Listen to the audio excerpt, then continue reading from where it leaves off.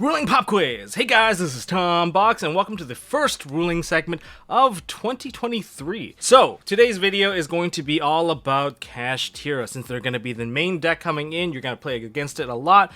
And we've got rulings about zone locking, weird negations, stuff people are just straight up making up, and bad bugs from simulators. And hopefully we get to clear off all of those misinformation. And as per usual, if you guys want to see more stuff like this one, make sure you guys hit that thumbs up button, hit subscribe, ding that notification bell, and don't forget to check the comments, as sometimes even I myself would make a mistake, and I would like to put the correction down there so people are playing it correctly, or if there are ones that are basically up for interpretation where the head judge has final say and is ruled differently in different places, also check the comments for that. And so now it's time for you guys to play the role of a ruling expert, and let's go. Question number 1, we got red player and blue player. Red player being the Kashtira player, of course they're all red, and blue player is the unfortunate soul where Shangri-Ira has successfully locked out all 5 of the main monster zones. Okay, so that's established. Now the red player during this turn has successfully summoned out 5 times, but in the blue player's hand there is a Nibiru, so blue player of course is going to attempt to activate the Nibiru.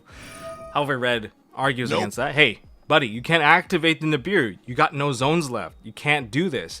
But then blue counters that with a, well, if Nibiru activates and when it resolves, it's going to attribute everything, opening up the zone and then summoning itself out and the token.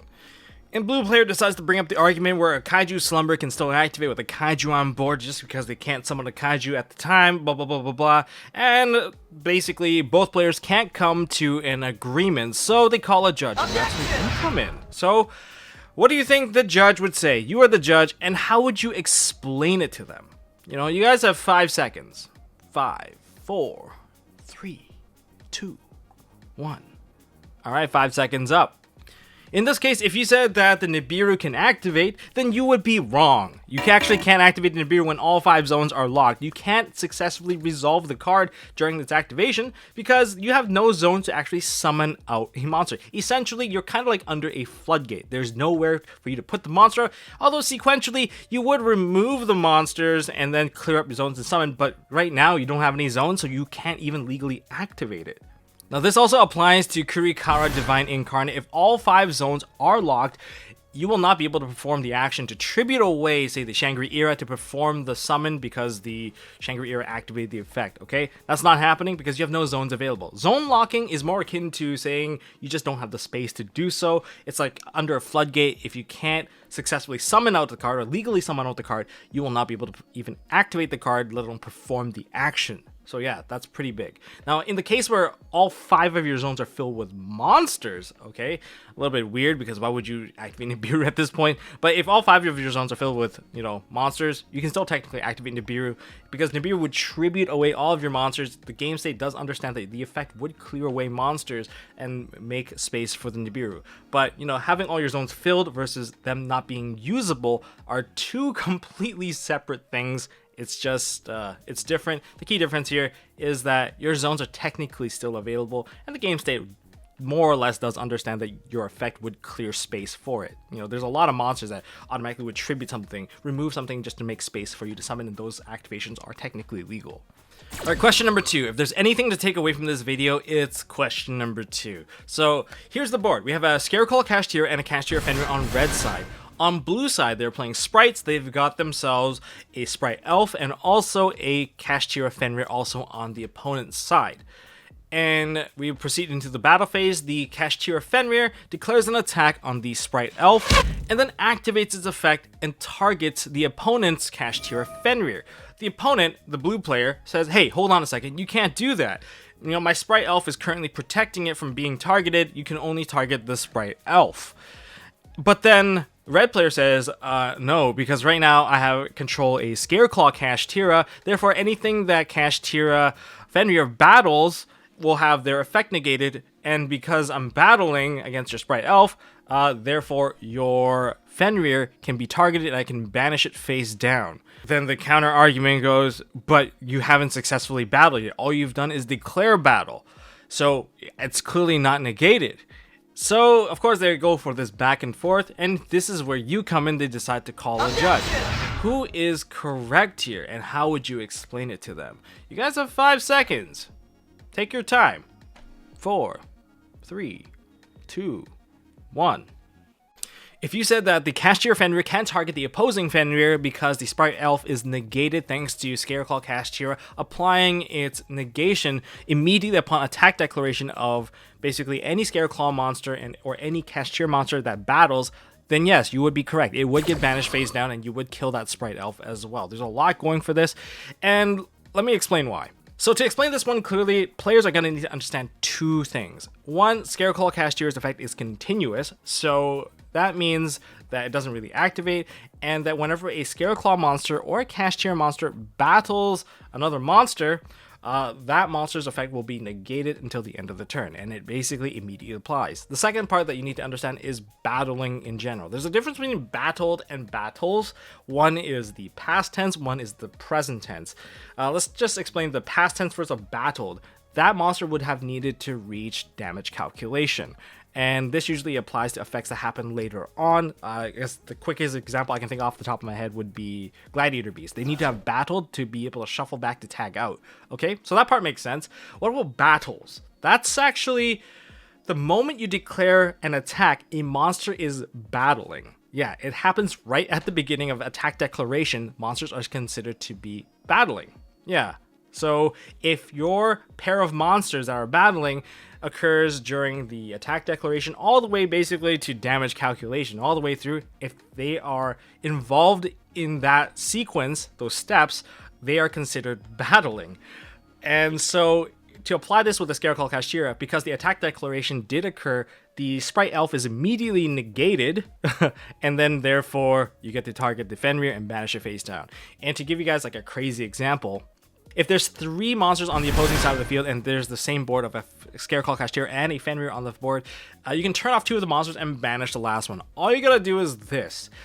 So first of all, Kashtira Fenrir will declare an attack on one of the monsters.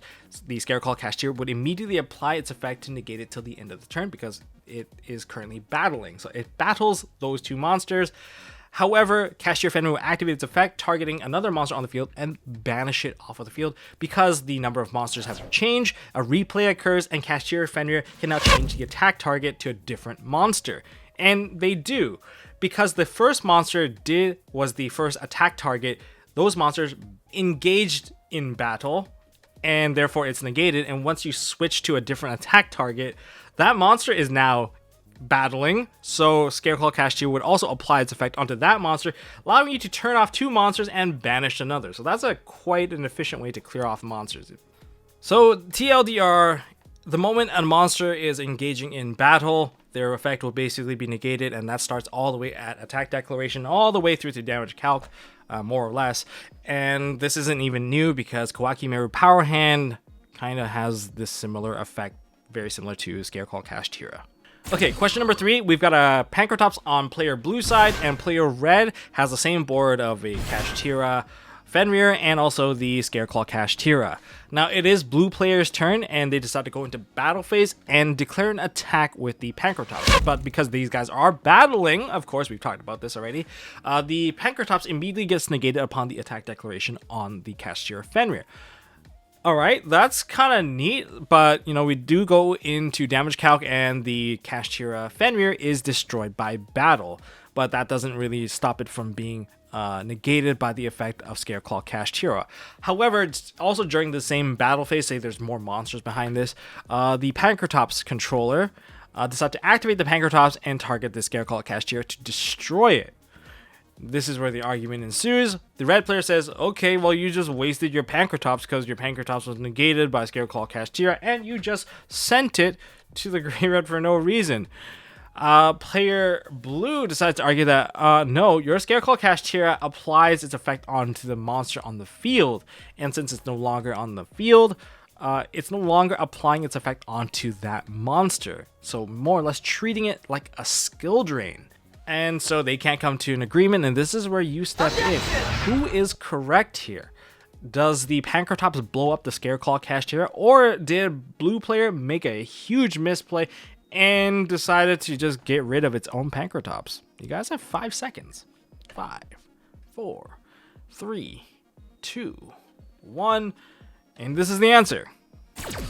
player blue is the correct one. The Pankratops would actually resolve its effect and destroy the Scareclaw Kashtira in this case. This is actually because of Scareclaw Kashtira's own effect. Scareclaw Kashtira's continuous effect continuously apply on that monster.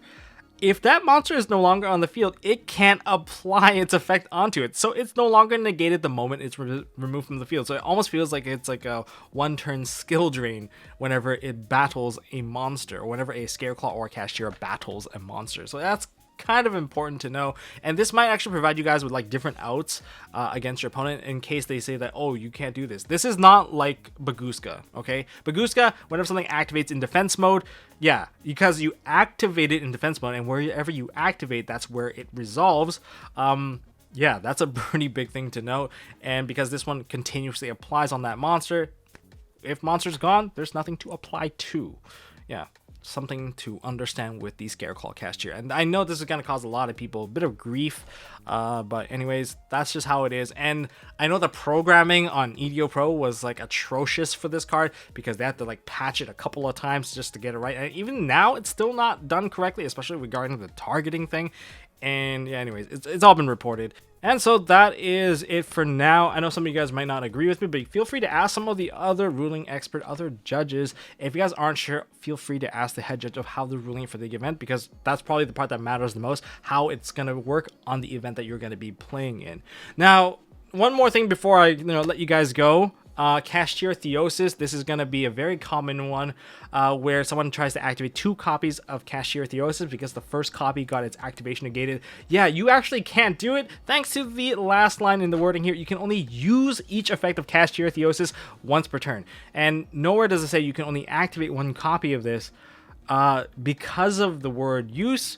Even if the activation of Kashtira Theosis basically gets negated, say by a Baron or something along those lines, you will not be able to activate another copy of Kashtira Theosis, which makes this card a pretty interesting choke point, and one that is the most safe to negate because they're not going to be able to activate another copy to spam out another card. So having multiples of this card isn't the greatest. This is a very powerful card, but they put brakes on this card just so that you don't like overkill with this card.